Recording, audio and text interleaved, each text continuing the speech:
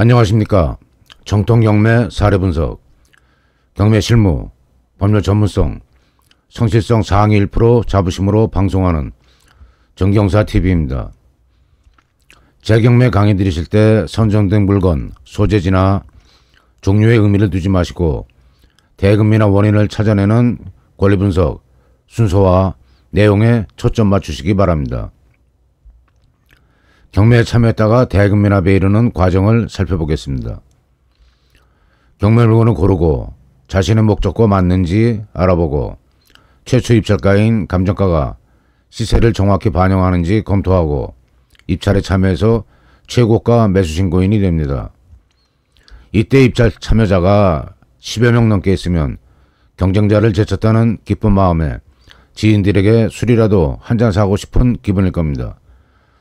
그러나 현장에 가서 둘러보다 보니 잘못 샀다는 얘기를 듣고 유치권으로 얼마라도 부담하지 않으면 현장에 발도 들일 수 없다는 얘기 듣고 임차인이 못 받는 보증금을 입찰대금 말고 따로 물어줘야 한다는 얘기 듣고 조세 교부 청구, 배당 순위가 앞서 생각지도 않았던 추가 부담금이 늘어나 이 돈을 더하면 감정가를 훨씬 웃도는 가격으로 입찰받았다는 사실이 확인되고 불법 건축물 원상복구 비용이 적지 않아 과부담이 되는 경우 이런 상황이 최고가 매수 후 확인된다면 어떻게 해야 합니까?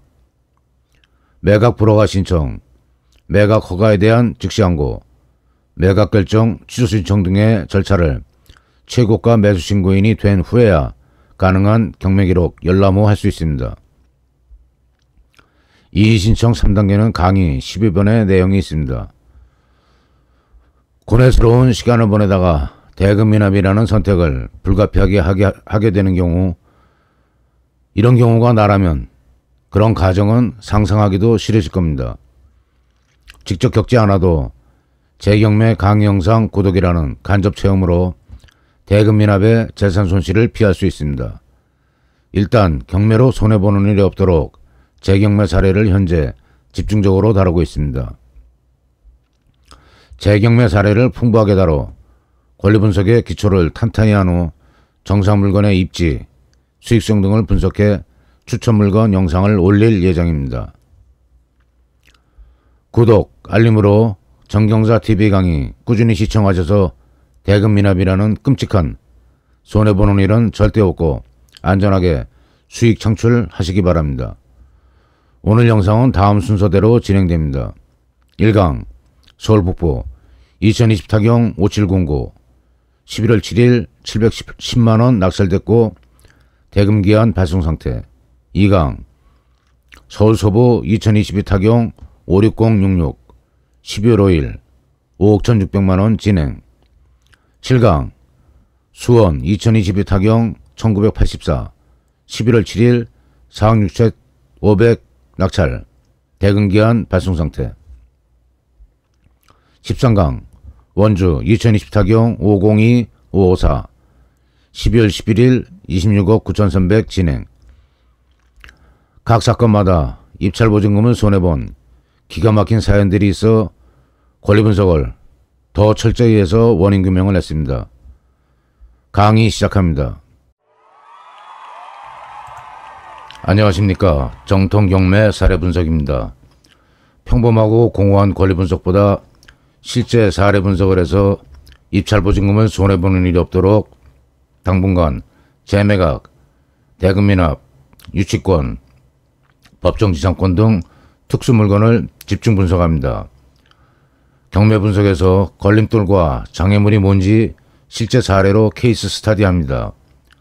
오늘 분석 대상은 서울 성북구 기름동에 소재하는 SM파크 아파트, 건물 면적 14.7평, 토지 지분 7.5평, 감정가 및 1차 최저가 2억 2,200만원, 10월 4일 최저가 500만원에 재유찰되고 11월 7일 400만원에 진행되는 강제경매 사건입니다. 이 사건은 대금미납이 3번이고 현재 감정가 대비 2%에 진행됩니다. 어떻게 된 일인지, 어디에 문제가 있는지 다음 순서대로 진행합니다. 권리분석 1. 집합건물 대지권. 2. 말소기준권리. 3. 집합건물 등기부. 4. 현황조사서. 5. 물건명세서. 6. 배당순위. 7. 이의신청 4가지. 8. 분석결론. 진행일정.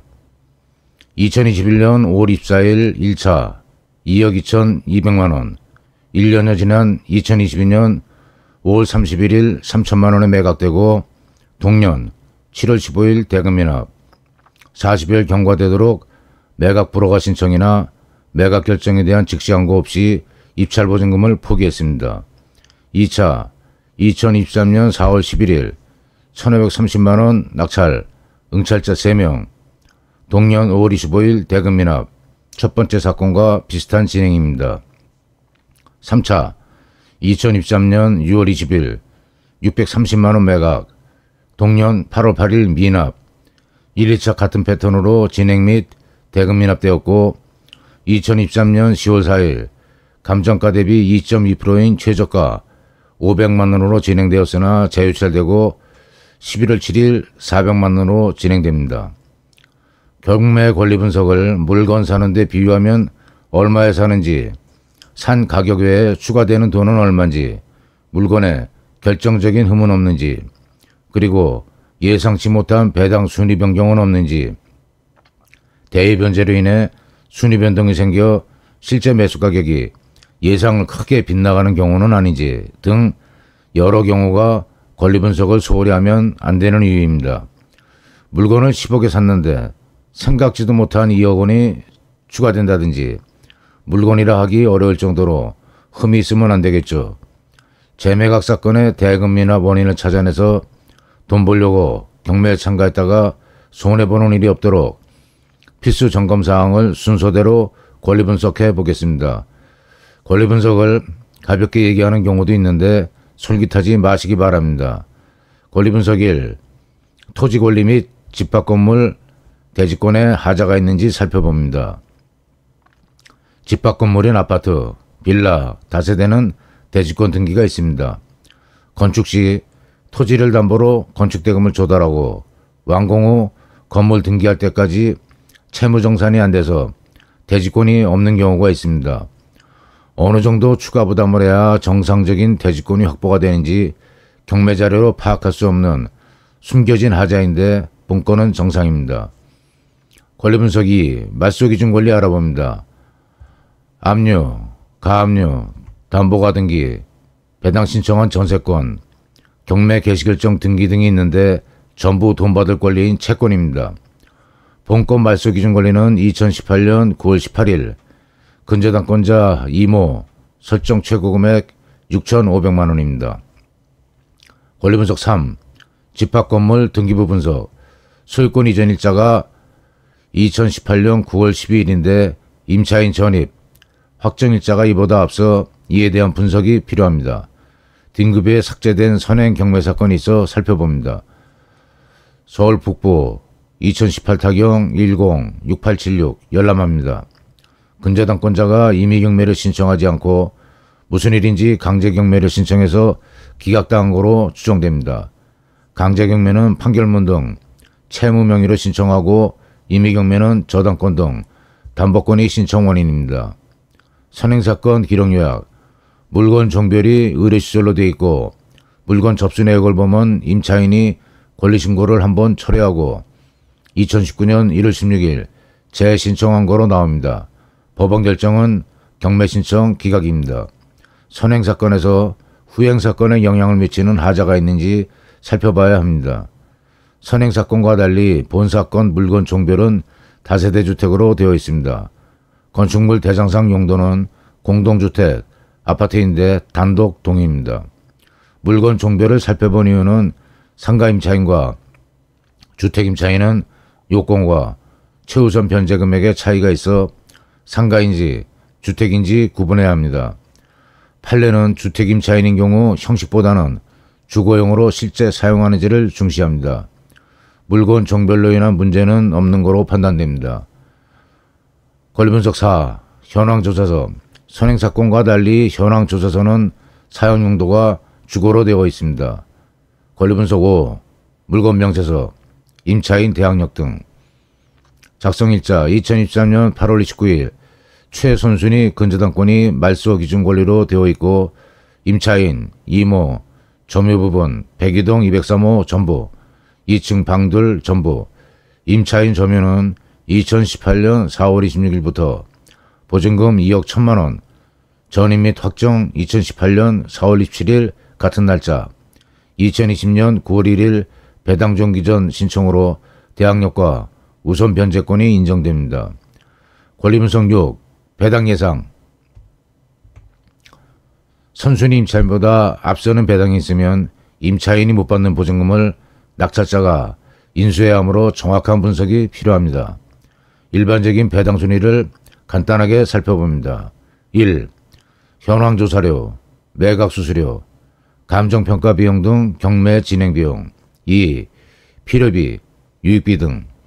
경매 물건의 임차권자, 전세권자 등이 당해 물건에 지출한 보존에 필수한 비용, 가치 증대 비용. 3. 소액보증금, 법정임금 채권 등. 최우선 변제되는 소액보증금은 주택임대차, 상가임대차 보호법상 요건이 다르고 금액도 다릅니다. 소액보증금 요건 해당 여부는 현재가 아닌 선순위 근저당권 설정일자가 기준입니다. 법정임금은 3기분에 해당하는 임금, 퇴직금입니다. 4. 당해세.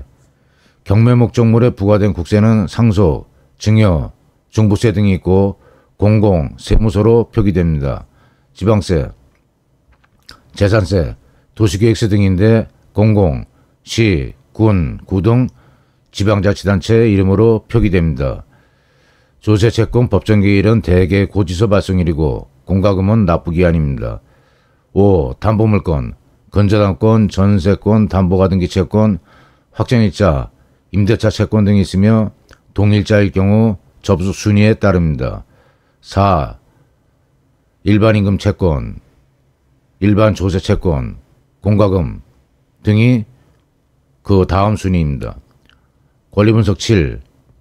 열람 및 이의신청. 경매권리관계가 기재되는 물건 명세서는 입찰기일마다 갱신 작성되며 7일 전부터 당일까지 열람할 수 있습니다. 열람 기회가 주어지는데 문제를 발견하지 못하고 매각 불허가 신청, 매각 결정에 대한 즉시 항고, 매각 결정 취소 신청을 하면 받아들여지기 어렵습니다. 위 세 가지 이의신청 절차를 제대로 활용하지 못하고 대금 미납하는 경우가 많습니다. 최고가 매수 신고인이 된 후에는 경매기록까지 열람, 등사할 수 있습니다. 뜻밖의 배당 신청이라든지 배당 철회 여부도 살펴봐야 합니다. 대금 납부 후 40여일 지나서 정해지는 배당기일 3일 전까지 배당표가 작성되는데 배당표를 사전에 열람해서 이상이 있으면 배당 이의 신청도 가능합니다. 대금 미납 및 재매각 사유 분석 결론. 분석 1. 감정가 2억 2,200만원 물건을 대항력과 우선 변제권이 인정된 임차인이 임차권 등기를 하고 강제 경매를 신청했습니다. 임차보증금은 감정가와 비슷한 2억 1천만원입니다. 섬순위 임차임 개념을 잘못 받아들이면 안 되는데 대항력과 우선 변제권은 말소하는 거리가 있습니다. 조건 없이 말소되는 게 아니고 먼저 배당받을 권리입니다. 배당이 안 되는 금액은 낙찰자가 인수합니다. 본건은 얼마의 입찰을 보던 경매 신청 채권 금액인 임차보증금 2억 1천만원은 지불해야 합니다. 500만원에 입찰하는 경우 경매 신청 비용 270여만원을 최우선 공제하고 230만원이 임차인 배당이므로 2억 1천만원에서 230만원을 공제한 잔여금 2억 730만원을 낙찰자가 인수하게 되는 겁니다. 감정평가일이 2020년 9월 11일이므로 그간 가격 상승을 감안하되 명칭이 아파트지만 단독동이라서 다세대 실거래가와 비교해야 합니다. 매매, 전세 사례를 보면 2억 5천 정도가 시세인 것 같은데 뭔가 다른 장애물이 있는 것 같습니다. 우선 배당, 대항력 있는 선순위 임차인의 보증금, 전액 회수가 가능한지 알기 위해 권리관계 내역을 열람합니다. 조세 배당 기준일은 압류나 교부 신청일이 아닌 법정기일이며 6개월여 이전일 가능성이 있습니다. 교부권자로 동, 공공, 서, 공공이 있습니다. 지방자치단체는 아닌 것 같고 국세로 추정되는데 거액일 가능성이 있습니다. 지방세는 상대적으로 소액이며 지방자치단체 이름이 들어가고 국세는 거액인 경우가 많습니다. 조세 법정기일이 선순위 임차인을 앞서는 경우 얼마인지 알아야 되는데 개인조세 정보로 분류돼 정확한 금액을 파악하기 어렵습니다. 앞이 안 보이는데 갈 수 있다고 억지로 가면 낙상할 가능성이 있습니다. 더구나 경매기록은 최고가 매수 신고 후 이해관계인이 되어야 열람 가능합니다. 물건 명세서에 없는 부담 인수사항이 경매기록에 있으면 매각, 불허가 신청을 할 수 있습니다. 세부 정보가 차단된 국세 등의 배당 신청이 있다면 거액일 가능성이 있어 선순위 임차에게 배당되는 금액이 감소된 만큼 낙찰자가 인수해야 되는 금액이 커집니다. 본건 대금 미납 원인일 수 있습니다. 경매 신청자인 임차인은 입차일을 하고 자신의 채권과 대금을 상기할 수 있습니다. 임차인이 입찰하지 않은 것으로 보아 선순위 배당금이 본건 걸림돌이라는 추정이 가능합니다. 물건을 경매로 사는데 얼마에 사는 건지 권리 분석으로도 정확히 알 수 없는 물건은 검토 대상에서 제외하는 게 안전합니다. 권리 분석 관문을 통과하지도 않은 채 현장 답사를 하면 헛된 경비와 노력을 낭비하는 겁니다. 과거 지도에 길이 있어 현장에 갔는데 도로가 경사면 계단이어서 기가 막힌 적이 있었습니다.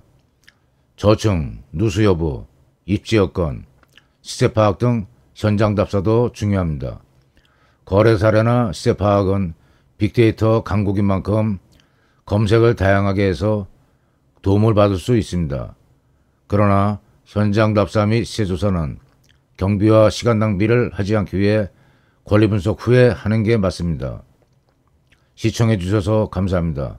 지속적으로 복잡하고 문제 있는 물건을 철저히 분석해서 올리겠습니다.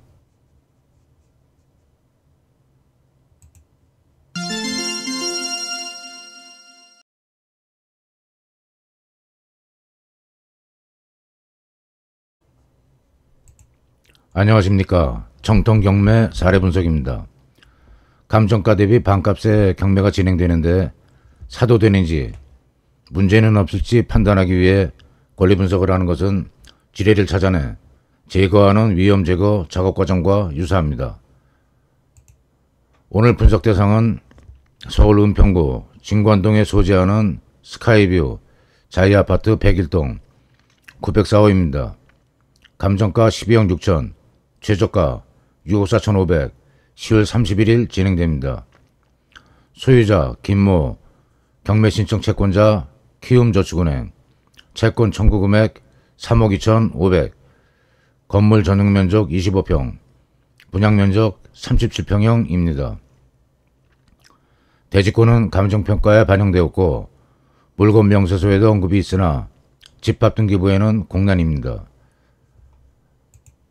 경매 일정 2023년 5월 2일 1차 진행되고 동년 7월 18일 8억 5천만원 매각, 응찰자 2명, 2023년 9월 1일 대금 미납으로 입찰보증금 8,500만원 손실 발생. 이 돈은 배당재단에 들어갑니다. 모르는 사람 빚 갚는데 보태준 겁니다. 차순위 매수 신고 안 한 입찰자는 천만다행입니다. 9월 26일 유찰되고 10월 31일 최저가 6억 4,500만원 진행. 재경매이므로 입찰보증금은 최저가 대비 20%입니다. 대금 미납하면 1억 3천만원 날라갑니다. 공인중개사 공제조합이 중개사고를 대변제하고 발생한 미수금이 500억이라 합니다. 회수된 공제금을 500억으로 추산하고 보증보험 사고 금액을 동일한 수준으로 추정, 합산하면 합계금 2천억에 달합니다.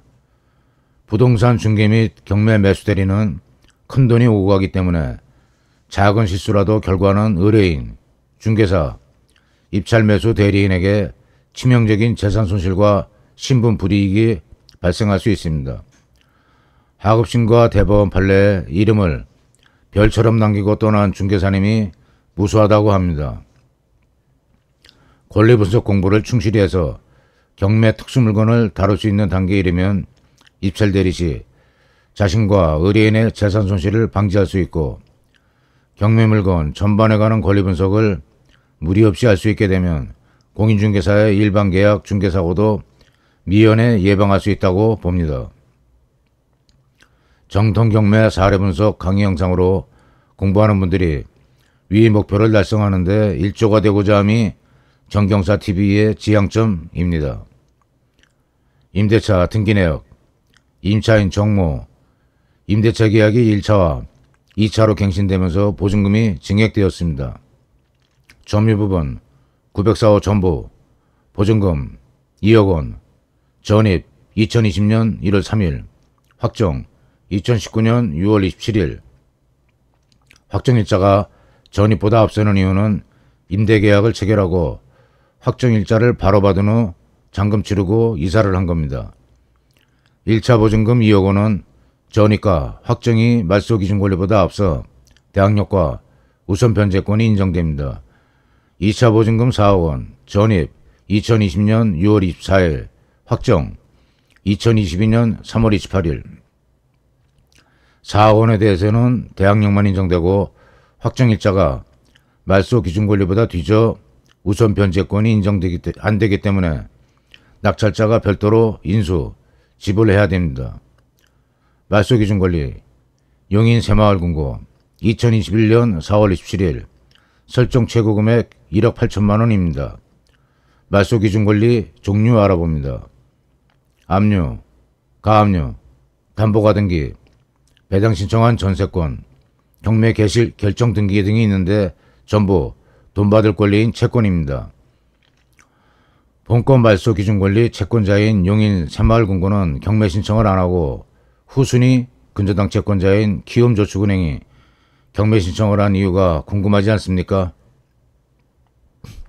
선순위 새마을금고는 연체 없이 이자 등을 지불하고 후순위 키움만 연체돼 경매를 신청했다는 사실은 뭔가 어색합니다.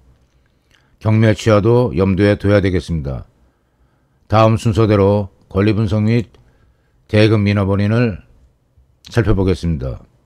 강의 진행 순서 1. 집합건물 대지권 2. 말소 기준 권리 3. 현황조사서 4. 물건 명세서 5. 배당순위 6. 이의신청 4단계 7. 분석결론 권리분석 1. 집합건물 대지권 집합등기부에 대지권 기재가 없습니다. 감정평가는 등기 정리가 될 거라는 전제하에 비중가격으로 평가했습니다. 감정평가서 대지권 지분 표시 없으나 공부 정리 될 거라는 전제로 토지건물 일체 비중가격으로 평가. 비중가격은 매매 사례로 평가한 가격입니다. 집합건물 등기부 소유권 보전 등기 GS건설 2019년 3월 8일 동년 5월 7일 김모 소유권 이전 등기 2019년 GS건설이 보존 등기를 한 지 4년여가 지난 시점인데 아직까지 대지권 등재가 안 된 것을 간과하면 안 됩니다. 감정평가에 건물에 토지까지 평가했다면 대지권은 일단 있습니다.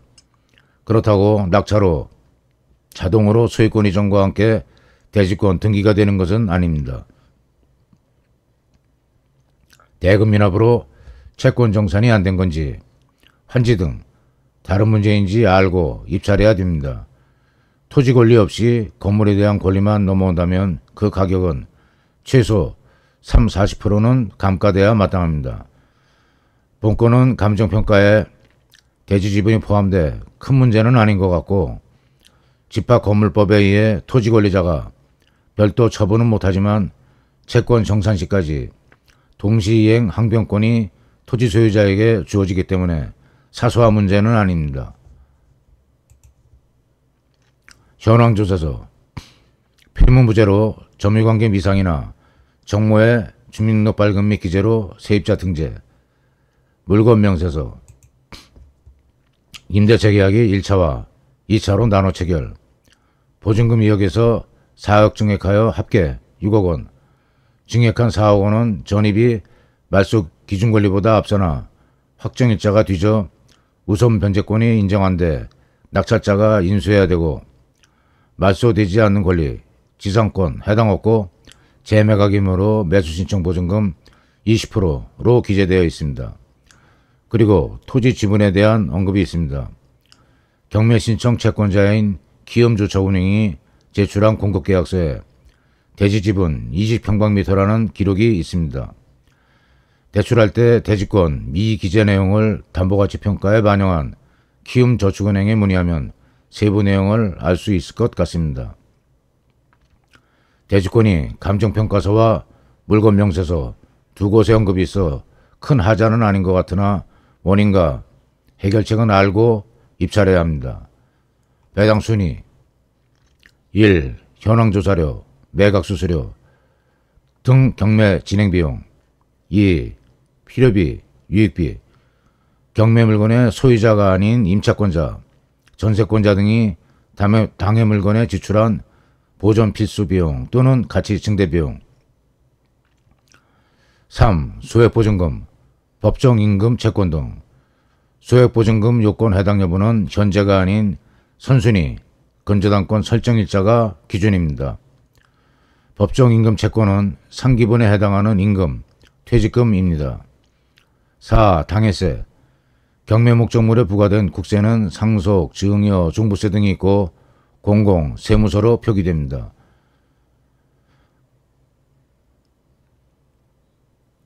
조세채권 법정기일은 대개 고지서 발송일이고 공과금은 납부기한입니다. 5. 담보물건 6. 일반임금 채권, 퇴직금 채권 7. 일반 조세채권 8. 공과금 이의신청 4종류 권리 관계가 기재되는 물건명세서는 입찰 기일마다 갱신, 작성되며 7일 전부터 입찰 당일까지 열람할 수 있습니다. 매수신고 후 최고가 매수인은 경매 절차 이해관계이므로 필히 경매 기록까지 열람해야 합니다. 매각 불허가 신청, 매각 허가 결정에 대한 즉시항고, 매각 결정 취소 신청 사유가 있는지 살펴서 적기에 이의 신청을 해야 대금 미납을 피할 수 있습니다. 위 세 가지 이의 신청 절차를 적시에 활용하지 못하고 대금 기일이 정해진 후 손해를 감수하면서 미납하는 경우가 있습니다. 대금 납부 후 40여일 지나서 정해지는 배당기일 3일 전까지 배당표가 작성되는데 배당표 사전 열람도 해야 됩니다. 예상치 면화, 즉 대변제, 국세, 지방세, 교부 청구로 입찰 전 매수가를 정할 때와 달라진 인수금이나 배당 증감 사항이 있으면 배당 이의 신청도 가능합니다. 분석 결론 1.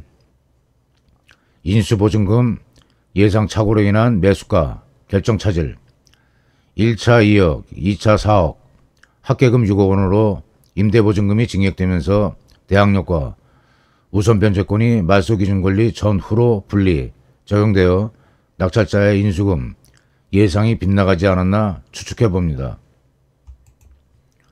문건 처리 내역 2022년 11월 10일 교부권자 국 00 교부청구서 제출 조세배당 기준일은 압류나 교부신청일이 아닌 법정기일이며 교부청구일 기준 6개월여 이전일 가능성이 있습니다.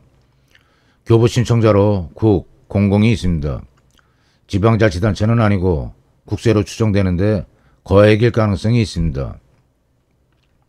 지방세는 상대적으로 소액이며 지방자치단체 이름인 시, 군, 구가 들어가고 국세는 거액인 경우가 많습니다.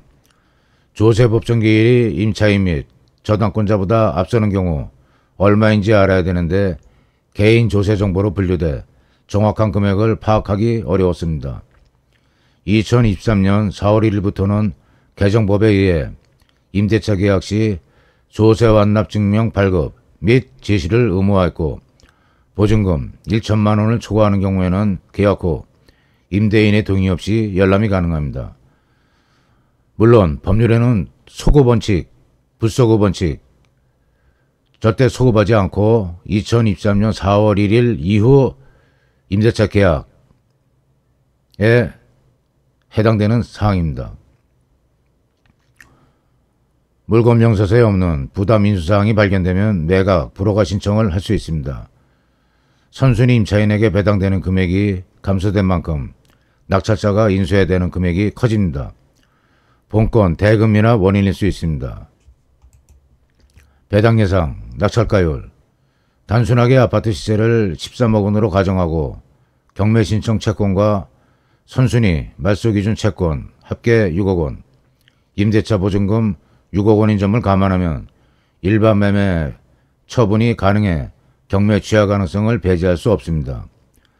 대금 미납하신 분은 본건 경매가 취하되길 염원하셔야 됩니다. 경매가 취하되면 국고나 법원으로 귀속되는 게 아니고 대금 미납자에게 반환됩니다. 그러나 체납국세가 거액이면 일반 매매로 인한 취하 가능성이 없고 입찰을 해도 정상시세 이상으로 매수한다는 결론에 이르게 됩니다. 본건 배당 예상을 해보겠습니다. 10월 31일 진행되는 최저가 6억 4,500만원의 입찰을 보면 임차인 1차 보증금 2억 원 배당, 선순위 근저당 채권자 1억 8천 배당, 경매 신청 채권자는 잔여금 2억 6천 배당받아야 하는데 1억 2천만 원이 부족합니다. 2차 임대차 보증금 4억 원은 우선 변제권이 없고 대항력만 있어 낙찰자가 인수해야 합니다. 10억여 원 정도가 인수가인데 국세가 2, 3억 원에 법정기일이 앞서는 게 아니면 최근 은평구 낙찰가율이 65에서 75%이므로 이를 감안해서 입찰해도 될 것 같습니다. 주택담보대출이 가계대출 통계에 더해지면서 1,000조, 2,000조 규모인데 부동산 실수요층이 고갈되는 측면은 부동산 가격 부정 요인이고 건축비 상승은 부동산 가격의 긍정 요인인데 현재는 두 요인이 교차하고 있습니다. 부동산 경기 예측을 간과할 수 없습니다. 제 예상으로는 10월 31일 한 번 더 유찰되고 다음 입찰 기일에 6억 원을 조금 넘는 선에서 낙찰될 것 같습니다. 권리 분석을 제대로 하지 않고 현장 답사를 하면 헛된 경비와 노력을 낭비하게 됩니다. 대한민국은 빅데이터 강국입니다. 거의 모든 분야에 걸쳐 데이터가 세밀하게 축적돼 있어 검색하는 수고를 아끼지 않는다면 객관적인 자료를 확보하는데 큰 애로가 없을 것입니다. 아파트는 특히 거래 사례 등으로 시세 판단이 가능합니다. 구독, 좋아요, 알림 해주시면 더 깊이 있는 영상 제작에 힘이 날 것 같습니다. 안녕하십니까. 정통 진행경매 사례분석 정경사TV입니다. 이번 7강 분석 대상은 47명이 입찰에 참여하고 차순위 매수 신고까지 있었으나 대금 미납이 발생해 그 원인을 밝혀 입찰 보증금을 손해보는 일이 반복되지 않도록 권리 분석을 해보겠습니다. 수원지법 22타경 1984 소유자 안모, 강제경매 신청자 성모, 채권 청구금액 4억 4천, 2022년 3월 14일 경매 개시되고 감정가 6억 9,400, 최저가 3억 4천 진행, 재매각 보증금 20%입니다. 대지권 등기 정상이고 지분 14평, 건물 전용 25평, 분양 평형은 40평형입니다. 경매 진행 내역 2023년 7월 12일 최저가 3억 4천으로 진행됐는데 응찰자 무려 47명, 낙찰가 6억 1,230만원, 차순위 4억 9,130만원, 2023년 8월 28일 대금 미납입니다. 46명을 제치고 낙찰받은 기분은 얼마나 좋았겠습니까? 더구나 차순위까지 있고 그러나 결과는 6,120만원 재산 손실 발생입니다. 정통 진행 경매 사례 분석 정경사TV에서 대금 미납 원인을 분석합니다.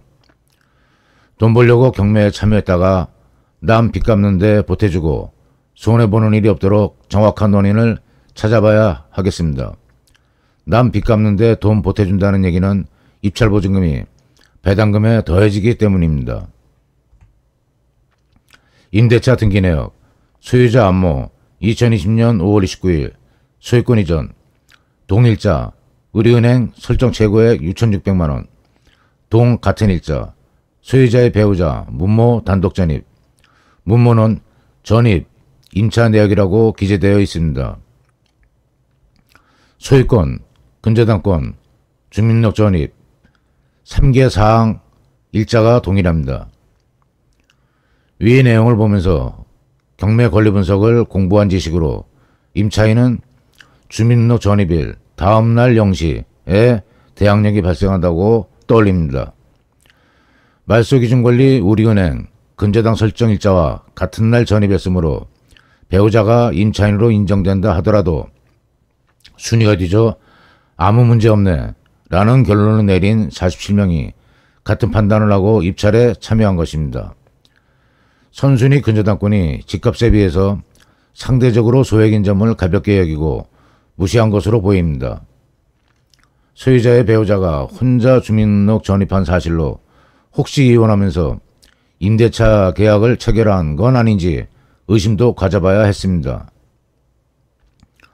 말소 기준 선순위 근저당권 2020년 5월 29일 설정된 1번 근저당권만 갚아버리면 2번까지 갚을 필요 없습니다. 1번만 갚아버리면 같은 날짜에 설정된 근저당권은 당일 효력 발생하고 주민등록은 효력 발생이 다음날 0시라는 권리 분석은 아무런 의미가 없습니다. 2번은 놔두고 1번 근저당 부채만 변제하면 임대차 보증금 지불 채무는 고스란히 낙찰자가 부담하게 됩니다. 1번 근저당 설정 최고 금액이 6,600만원이니까 5천만원 정도 빚 갚으면 감정가 7억 기준으로 추정한 전세보증금 5억여 원을 고스란히 낙찰자에게 받게 된다면 여러분은 어떤 선택을 하겠습니까?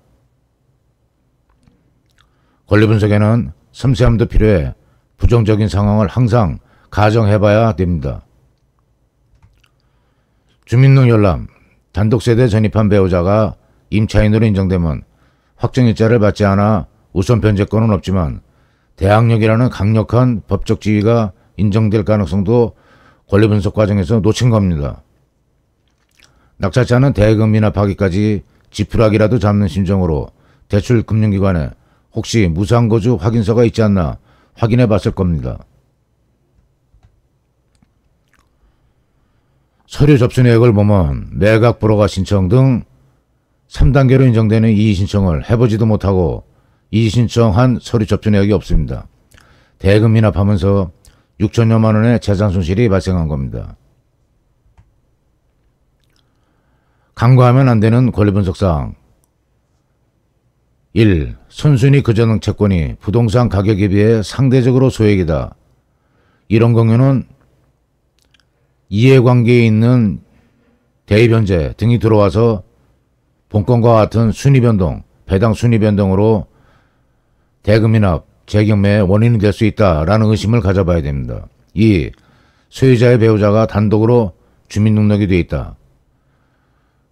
서로 이혼한 경우에 배우자만 단독으로 전입되어 있으면서 전세권 설정 계약이 돼 있지 않을까라는 의심도 해봤어야 되는 겁니다. 3. 소액저당권을 누가 갚으면 세입자에게 대항력과 우선변제권이 주어지진 않을까, 이런 합리적인 의심도 섬세한 철저한 권리 분석의 전제로서 의문을 가져보고 그에 대한 분석 결과를 정확히 산출한 다음에 시세조사, 입찰에 참여하는 것이 옳지 않았을까 하고 생각을 해봅니다. 시청해 주셔서 감사합니다. 구독, 좋아요, 알림으로 응원 바랍니다.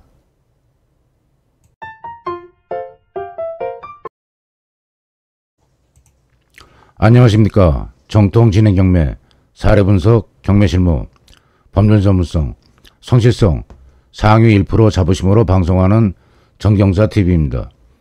오늘은 권리분석 13강으로 춘천 원주지원 2020 타경 502-554 물건번호 1에서 6 일괄경매 채권자 원정협 소유자 고모 외 1인입니다. 입찰자 3명이 참가하고 최저가 13억의 2배 가까운 26억에 매각되었으나 유치권과 농지복구 명령이 문제되어 2022년 7월 22일 대금 미납되고 2022년 8월 8일 재매각되었습니다. 이후 1년여가 경과되도록 대금 납부기일이 지정되지 않은 채 2023년 11월 13일 변경 연기되었습니다. 대금 미납, 재경매, 대금기일 미지정 등 문제가 발생했는데 원인을 알아내서 유사한 실수가 재발되지 않도록 권리분석 시작합니다.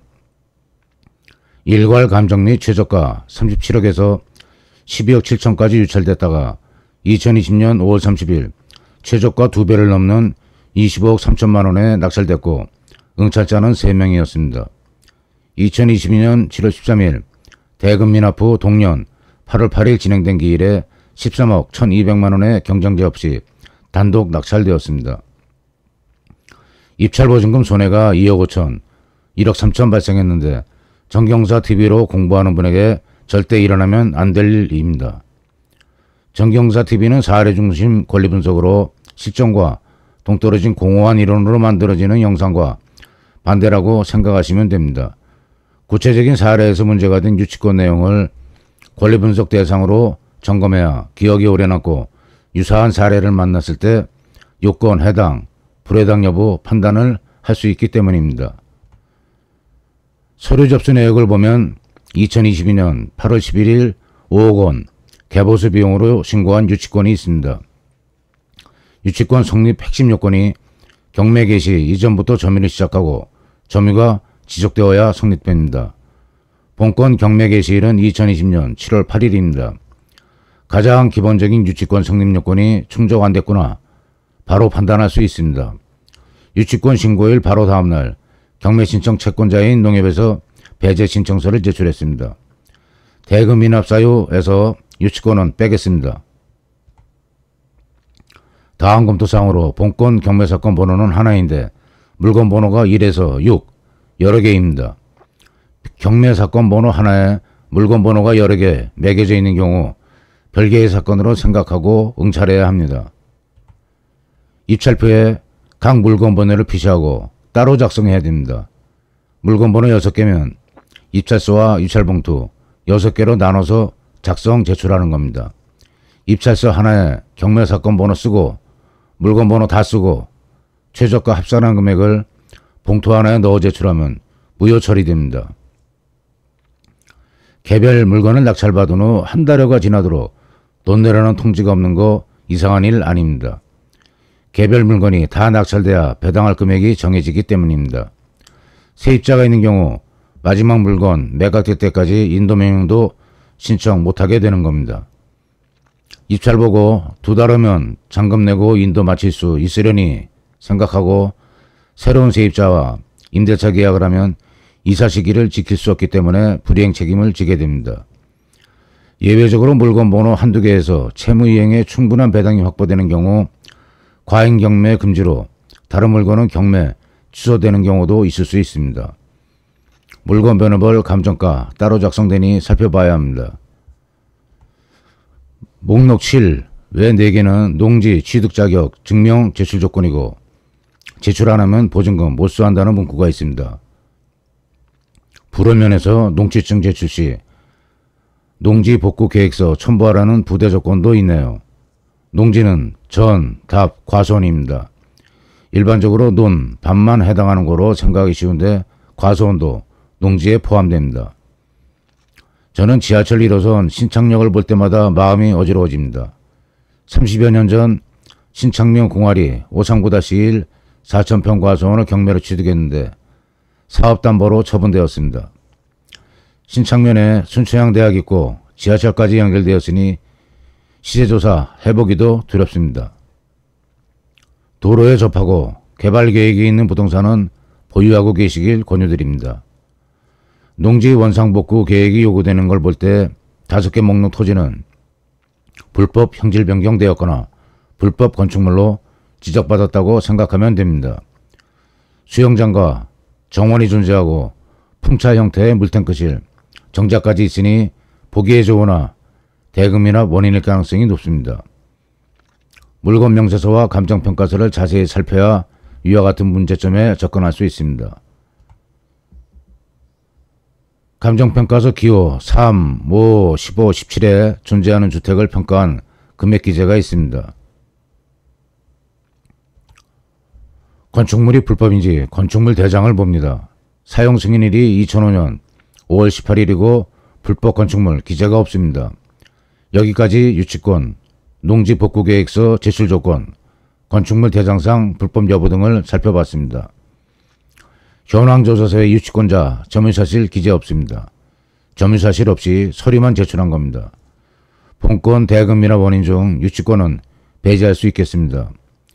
위에서 검토했듯이 경매된 지 2년 후 유치권을 신고했고 현황조사서에도 점유사실, 기록이 없는 점이 판단 근거입니다. 단독주택 4채도 불법 건축 문제 없습니다. 그럼 당해세, 국세, 지방세가 문제되는 건 아닌지 보겠습니다. 문건 접수 내역에 국세, 지방세로 추정되는 기록도 없습니다. 부동산 등기부 열람합니다. 통상 말소 기준 권리를 알기 위해 등기부 열람 중요하며 을구, 선순위 근저당권 등을 보면 됩니다. 2016년 6월 30일 농협 근저당권 채권 최고액 6억 7,600만원이 말소 기준 권리입니다. 임대차가 없어 대항력 우선변제권 판단 기초인 말소 기준 권리는 큰 의미가 없어 보입니다. 등기부 을구를 보고 갖고도 봐야 합니다.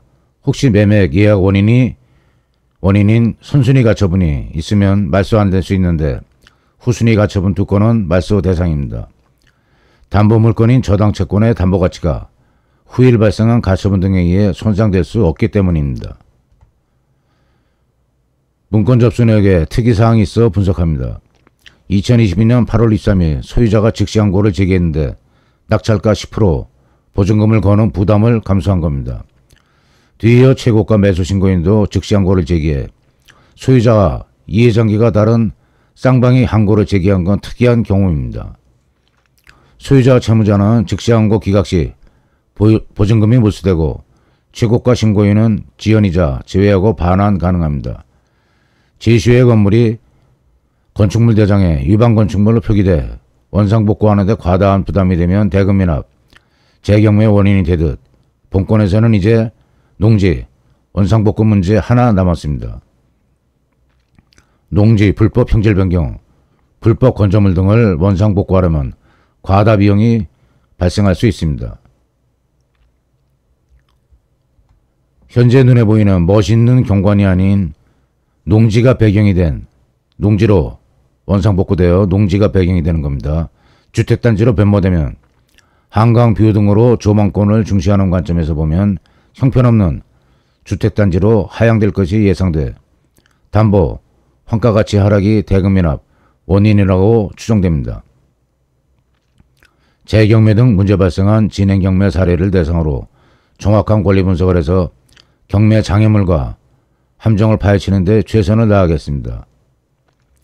시청해 주셔서 감사합니다.